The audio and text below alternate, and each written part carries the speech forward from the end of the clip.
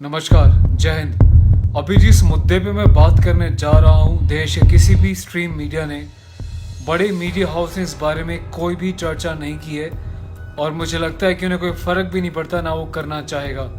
जब भी देश में फौजियों के साथ, अर्धसैनिक बलों के साथ या पुलिस वालों के साथ कोई जेन्युइन घटना घटती है और मुझ तक वो पहुँचती है या उनके परिवार वाले जब मुझे संपर्क करते हैं, तो ये मेरी जिम्मेदारी बन जाती है आप लोगों तक उस खबर को पहुंचाना, इस देश तक उस खबर को पहुंचाना। अब वो खबर आप तक तो मैंने पहुंचा दी, अब आप इसे कितना आगे तक पहुंचा पाते हो, कितना आप अपने फौजी भाइयों को इंसाफ दिलाने में योगदान दे पाते हो, वो आपके ऊपर है कि आप वाकई हमारे वीडियोस को शेयर करते हो आगे तक पहुंचाने के लिए, या देख के किताब की तरह बंद कर देते हो।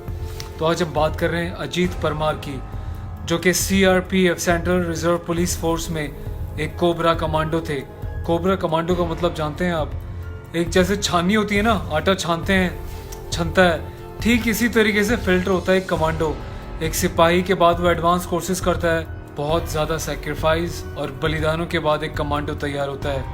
वो कमांडो जिसके लिए कड़कती हुई धूप, बर्फीली ठंड, आंधी तूफान कोई मायने नहीं रखते, सिर्फ उसका एक ही लक्ष्य होता है, अपने टारगेट को अचीव करना, चाहे वो जिस भी फॉर्म में हो। तो एक जाबाज कमांडो जो CRPF का कोबरा कमांडो था, अजीत परमार जिनका नाम था, वो सफ़र कर रहे थे दिल्ली से लेके बड़ौदा के लिए, जिनकी ट्रेन का नंबर था 02952, कोच नंबर था B5, सीट नंबर था 50। मध्य प्रदेश के अलोट रेलवे स्टेशन के आसपास की घटना है, जब सुबह इनकी डेड बॉडी वहाँ पे RPF के लोगों को मिली, रेलवे पुलिस को मिली। उन्होंने क्या किया बॉडी के साथ, ये सबसे बड़ी नोट करने वाली बात है। इस बात को जरा ध्यान से सुनिएगा और समझिएगा। उन लोगों ने पहले बॉडी को अपने कब्जे में लिया, उसके बाद उस बॉडी को दफना दिया बिना किसी पोस्टमार्टम के, बिना किसी मेडिकल रिपोर्ट के, बिना किसी डॉक्टरी जांच के, बिना किसी जांच पड़ताल के, जो बहुत बड़ा क्वेश्चन मार्क है लॉ एंड ऑर्डर के ऊपर, रेलवे पुलिस के ऊपर। कानून ये कहता है कि जब भी रेलवे पुलिस को रेलवे के पास या कहीं पर डेड बॉडी मिलती है, तो पहले इसकी शिनाख्त करेंगे, क्या ये किसी पैसेंजर की बॉडी थी या राह चलते हुए किसी नागरिक की बॉडी थी।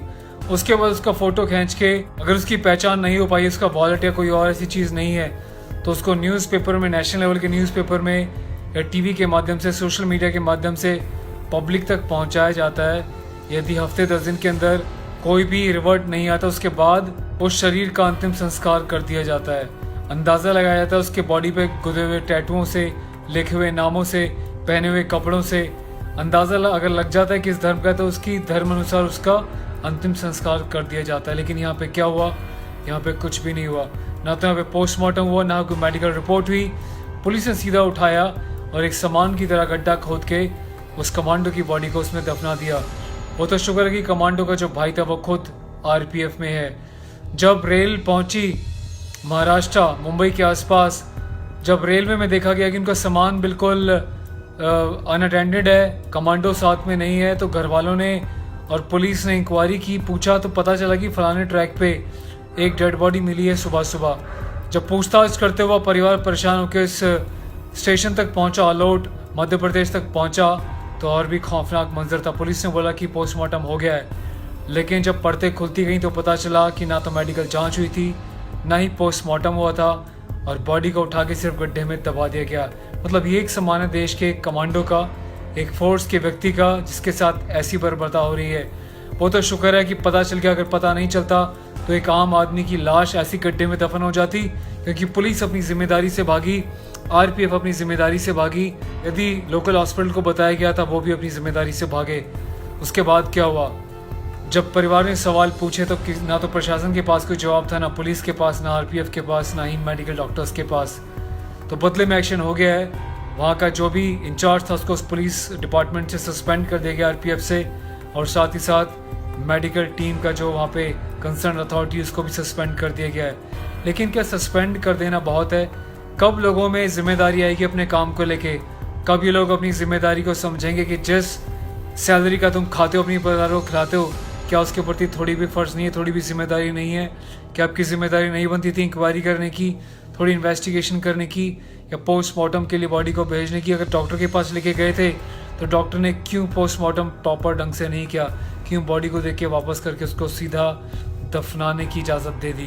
तो बहुत बड़ा सवाल निशान है। अंग्रेज़ गए थे तो कह के गए थे रेलवे को, एडमिनिस्ट्रेटिव सर्विस को और आर्मी को अपने रूल के हिसाब से चलाए हिंदुस्तान, लेकिन वही करप्शन, वही लचीलापन, आर्म फोर्सेस को छोड़ के हर जगह वही फ्लेक्सिबिलिटी, कैजुअल बिहेवियर, काम करने का तरीका, सब कुछ वो का वही है। बदले में परिवार को क्या मिला? कुछ भी नहीं मिला। किसी बड़े मीडिया ने इस बारे में नहीं दिखाया। तो मैं चाहता हूँ इस वीडियो को ज़्यादा से ज़्यादा शेयर करें इस कमांडो को इंसाफ दिलाने के लिए। क्या पता इसे किसने मारा था, कौन इसका पीछा कर रहा था, क्या कोई आतंकवादी थे, कौन लोग थे? एक कमांडो अचानक रेल से गिर के तो नहीं मर सकता।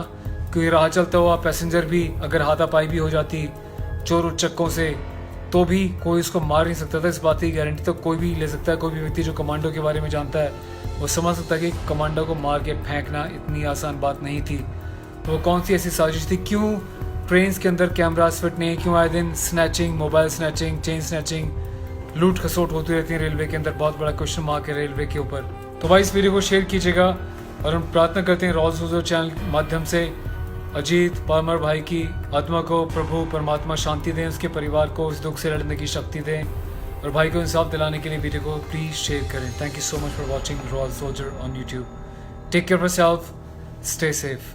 जय हिंद।